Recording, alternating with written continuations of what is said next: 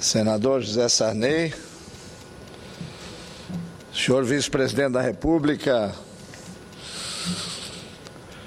excelentíssimo senhor Michel Temer, senhora vice-presidente do Congresso Nacional, deputada Rose de Freitas, senhora ministra de Estado-chefe da Secretaria das Relações Institucionais da Presidência da República, ex-senadora Ideli Salvati, senhor ministro-chefe da Secretaria de Assuntos Estratégicos da Presidência da República, Wellington Moreira Franco, meu presidente, senador Waldir Raupp, meu líder, senador Renan Calheiros, líder do nosso partido na Câmara, deputado Henrique Eduardo Alves, senhor presidente do Partido dos Trabalhadores, doutor Rui Falcão, caro amigo e companheiro Paz de Andrade, que eu saúdo como ex-presidente do nosso partido. O encontro foi no aeroporto de Guarulhos. Voltávamos de Brasília em direção a Joinville, eu e minha mulher Ivete, para iniciarmos a disputa pelo segundo turno da eleição municipal. Encontramos emocionados, chorando, os queridos amigos embaixador Paulo Nogueira Batista e Dona Elmira. Nos abraçaram e o embaixador me disse: o helicóptero saiu de Angra ontem à tarde e não chegou a São Paulo. Logo em seguida, confirmou-se a notícia de que a aeronave caíra no mar. Era preciso que algum amigo ou parente fosse a Angra dos Reis e eu tive essa penosa missão de ajudar na identificação dos corpos de Severo, de Dona Mora e de Henriqueta. Na quinta-feira anterior, Oswaldo Manicardi é testemunha deste fato. Eu estava no gabinete quando Ulisses ligou. O que é que você está fazendo? Eu disse: eu estou atendendo ao presidente da Câmara Municipal de Florianópolis, vereador Issuriti Pereira. E ele me disse: traga-o aqui, vamos conversar. Ulisses esperava naquele momento um aviso do então governador Luiz Antônio Fleury para embarcar em seu avião em direção a São Paulo. Me chamou lá para me convidar para ir a Angra. Infelizmente não pude ir. E aproveitei aquela oportunidade para presenteá-lo com uma coletânea de discos de Glenn Miller. Uma coletânea de discos que haviam sido sepultados por bombardeios aliados durante a Segunda Guerra Mundial e que foram resgatados intactos após uma escavação 50 anos depois. Quando levei aquele presente a Ulisses, ele olhou para mim e disse: homem feliz esse Glenn Miller, teve uma vida de sucesso, teve uma vida feliz e desapareceu no mar. O mar é silêncio, é profundidade e paz. Não esqueço jamais, Celina, essas palavras. O mar é silêncio, tranquilidade e paz. Durante os últimos 10 anos de sua vida, fui seu interlocutor constante. Nunca antes ele havia falado em morte. Foi a primeira vez que o ouvi falar em morte. Coincidentemente, 4 dias antes do fatídico desastre. Contou-me minha mulher que Dona Mora, que era sua grande amiga, 1 ou 2 semanas antes, teve uma vontade irresistível de conhecer a Basílica de Nossa Senhora Aparecida. E ela disse: que vergonha, eu sou paulista e nunca estive lá. Levou a Marta, fiel cozinheira de tantos anos, e lá foi. Rezou um tempo além do normal.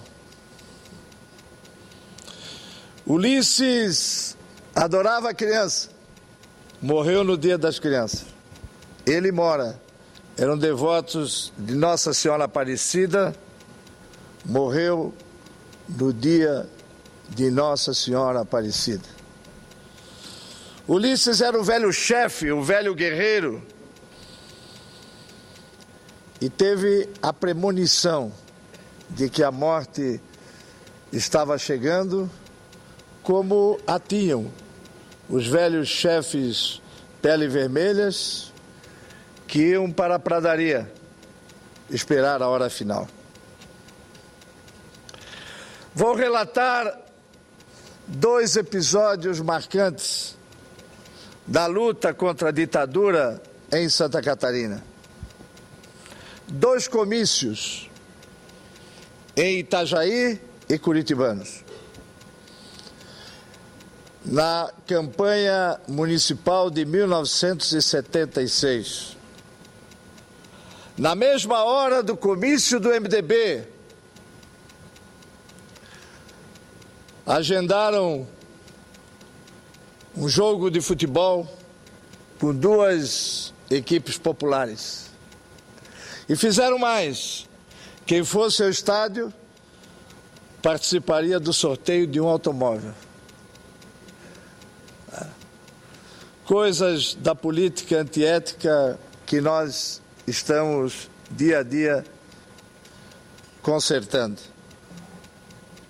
Mesmo assim, uma multidão foi ao comício do MDB.